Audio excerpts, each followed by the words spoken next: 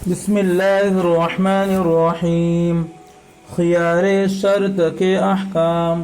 Number 1، بے مکمل ہونے کے بعد بائع یا مشتری یہ شرط کر لے کہ 3 دن تک مجھے سوچنے کا موقع دے کہ بیچوں گا یا نہیں یا خریدوں گا یا نہیں، تو اس شرط کے لینے کو خیار شرط کہتے ہیں۔ نمبر 2، یہ شرط بائع لے گا تو بائع کو ملے گا، اور مشتری لے گا تو مشتری کو ملے گا، اور نہیں لے گا تو نہیں ملے گی۔ نمبر 3، یہ شرط 3 دن تک لے سکتا ہے۔ امام ابو یوسف رحمۃ اللہ علیہ نے فرمایا کہ زیادہ کا طے ہو جائے تو زیادہ کی مدت بھی مل جائے گی۔ نمبر 4، جس نے خیار شرط لیا وہ اس مدت کے درمیان بے کو توڑ سکتا ہے کیونکہ پہلے سے شرط لے چکا ہے۔ نمبر 5، شرط کے ماتحت بے کو توڑا تو 3 دن کے اندر سامنے والے کو بتانا ضروری ہے تاکہ وہ اس درمیان اپنا گاہک تلاش کر سکے گا۔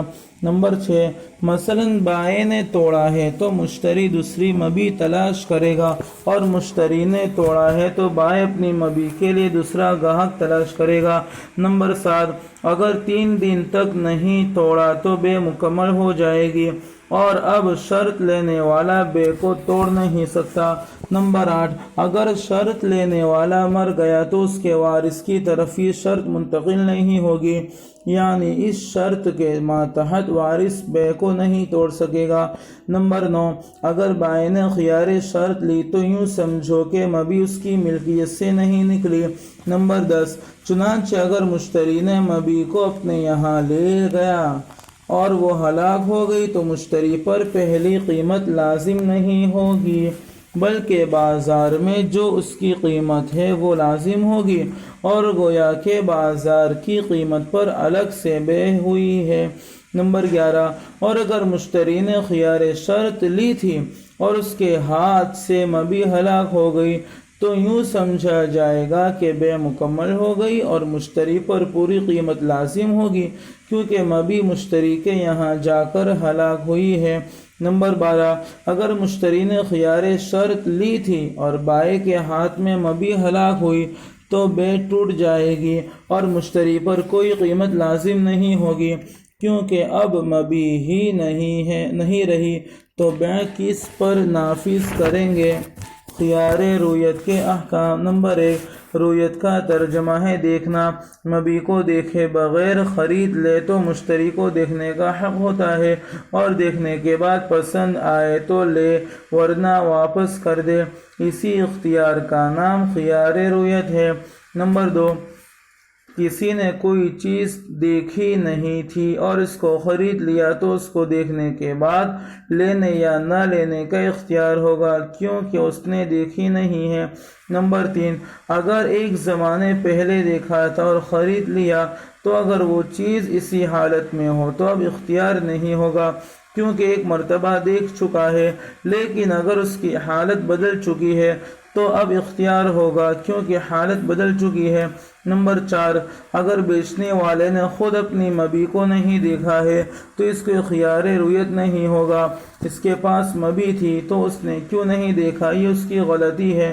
نمبر 5، مبیع کے اندر دیکھنا ضروری نہیں ہے بلکہ باہر کی ایسی چیز دیکھ لے جس سے پوری مبیع کا پتہ چل جائے، اتنا ہی کافی ہے، یا عرف میں جس حصے کو دیکھنا سمجھتے ہیں اس کو دیکھ لیا تو کافی ہو جائے گا۔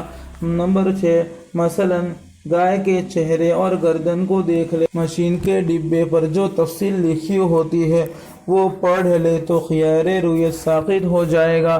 نمبر 7، گھر کا صحن اور دروازہ دیکھ لے تو خیار رویت ساقط ہو جائے گا۔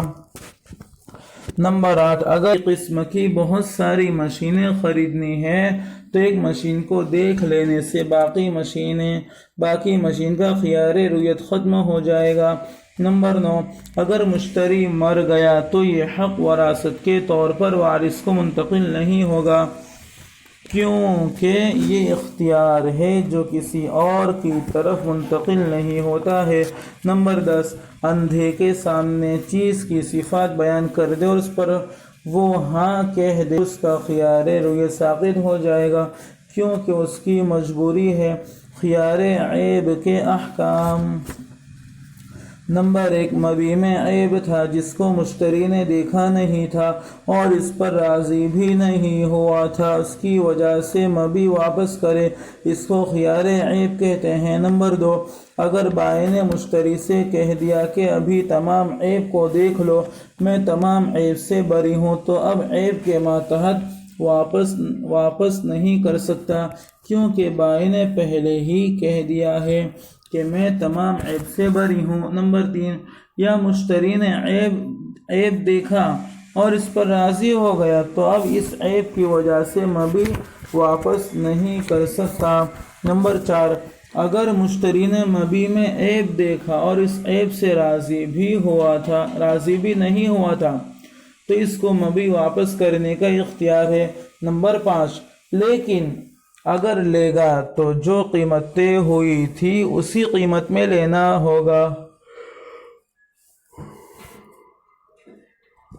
کیونکہ عیب ایک صفت ہے اور پہلے گزر چکا ہے، صفت کی وجہ سے قیمت کم نہیں ہوتی۔ نمبر 6، یہ جو عیب کی وجہ سے قیمت کم کرواتے ہیں اور بائع قیمت کم کر دیتے ہیں، یہ گویا پہلی بے ختم ہو گئی اور بائع و مشتری کے درمیان دوسری بے ہوئی، اور بائع اور مشتری اب اس پر راضی ہو گئے۔ نمبر 7، ہاں، مشتری کے پاس جانے کے بعد کوئی ایسی صورت پیدا ہو گئی کہ اب مبیع بائع کے پاس واپس نہیں ہو سکتی، تو اب عیب کی وجہ سے جو نقصان ہوا ہے اس کی قیمت بائع سے لے سکتا ہے۔ نمبر 8، مثلا مشتری کے یہاں جا کر ایک اور عیب پیدا ہو گیا، تو ظاہر ہے کہ اس دوسری عیب کے ساتھ مبیع بائع کی طرف واپس نہیں آ سکتی، اس میں بائع کا نقصان ہوگا، اس لیے اب یہی ہوگا کہ نقصان کی قیمت بائع سے وصول کرے۔ نمبر 9، یا مبیع میں جو زیادتی ہو گئی، مثلا گائے تھی، اس میں بچہ پیدا ہو گیا، تو اس بچے کے ساتھ گائے واپس نہیں ہو سکتی، اس لیے اب نقصان کی قیمت وصول کرے گا۔ نمبر 10، ہاں، اگر نئے عیب کے باوجود بائع اس کے لینے پر راضی ہو جائے تو لے سکتا ہے، کیونکہ یہ اس کا ذاتی حق ہے کہ اپنا نقصان کر رہا ہے۔ نمبر 11، اگر مبیع ختم ہو گئی، مثلا مبیع مر گئی یا مبیع کو بیچ دیا، تو اب عیب کا نقصان نہیں لے سکتا، کیونکہ اگر بائع کہے کہ ٹھیک ہے مجھے اپنی مبیع واپس کر دو تو وہ نہیں کر سکے گا، یا اس عیب کو کوئی دیکھنا چاہے کہ اس کو دیکھ کر نقصان کا فیصلہ کروں گا، تو اس کو نہیں دیکھ سکتا، کیونکہ مبیع سامنے نہیں ہے، اس لیے اب نقصان کی قیمت بھی نہیں لے سکتا۔ نمبر 12، جس چیز کو تاجر لوگ عیب سمجھتے ہیں یا اس کو عیب شمار کرتے ہیں اس کو عیب کہا جائے گا، اور جس چیز کو عیب شمار نہیں کرتے اس کو عیب نہیں کہا جائے گا، یہ قاعدہ ہے۔